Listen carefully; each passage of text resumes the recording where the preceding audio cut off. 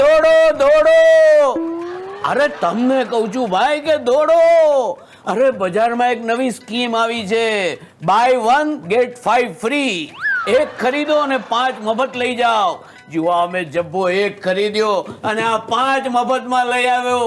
આવી સ્કીમ બજારમાં વારે ઘડીએ નથી આવતી.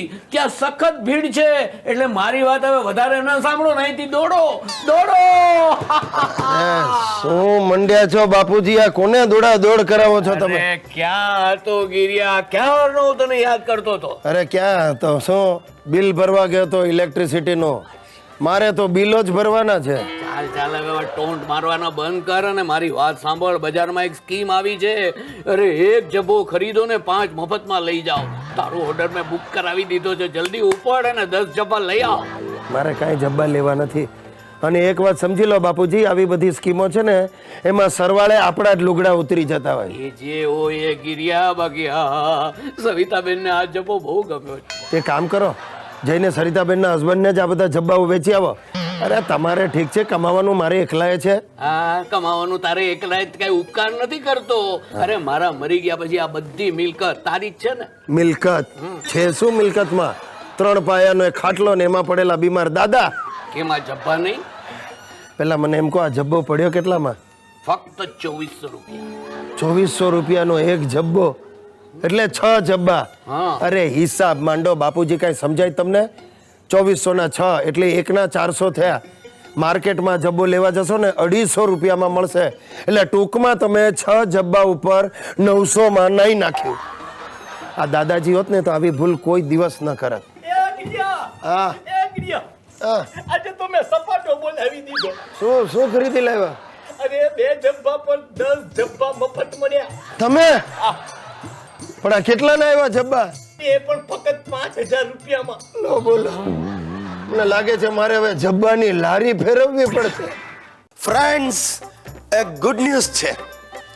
મારી જ્ઞાતિના સમાજે મારું સન્માન કરવાનું નક્કી કર્યું છે. મેં ગયા અઠવાડિયે સંમતિ પણ આપી દીધી છે અને મારા દાદાજીએ તાબડતોબ પોસ્ટકાર્ડ લખીને અમારા સગાવાલાઓને જણાવી દીધું છે કે ગિરિયાનું સમાજ રત્નના એવોર્ડ વડે સન્માન થવાનું છે. જરૂર આવજો. બાપુજીએ સફેદ કલરનો સફારી સીવડાવવા આપી દીધો. દાદાજી 2 જોડી સિલ્કના જબ્બા ને ધોતિયા લઈ આવ્યા. સુશીલા 6000ની સાડી લઈ આવી છે. હિતિયો ઢીચણ પરથી ફાટેલું જીન્સ લઈ આવ્યો છે અને ચળકતું બ્લેઝર લઈ આવ્યો છે. હું મારે માટે શેરવાની સીવડાવવાનો છું. કુલ્લે 32000નું બિલ આવ્યું છે. બદલામાં જ્ઞાતિવાળા 600-700 રૂપિયાની એક્રેલિકની કંઈક ટ્રોફી આપશે અને 85 રૂપિયાની સાલ ઓડાડશે.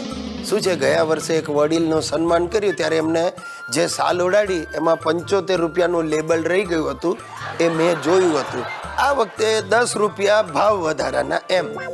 હવે સન્માન પતી જાય પછી મારે એક નાનકડું પ્રવચન કરવાનું અને એ પ્રવચનમાં જ્ઞાતિને સારા કામો કરવા માટે 11000 રૂપિયાનું દાન જાહેર કરવાનું. શું છે કે આ એક પ્રથા છે. આમ નથી ગમતું પણ આમ પાછું ગમે પણ છે.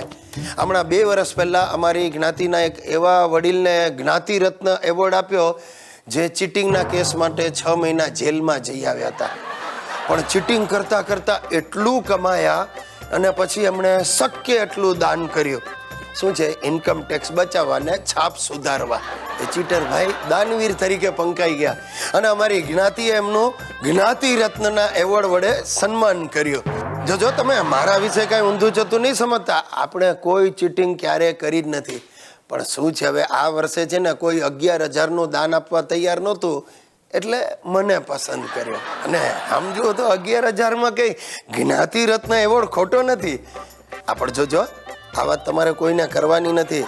આ તો આપણે ઘર જેવા સંબંધ છે એટલે મેં તમને કહ્યું. આપણે એક વાત યાદ રાખજો, આજ પછી તમારે બધાએ મને જ્ઞાતિ રત્ન ગુજ્જુભાઈ ગિરીશ કુમાર કહીને બોલાવવો પડશે.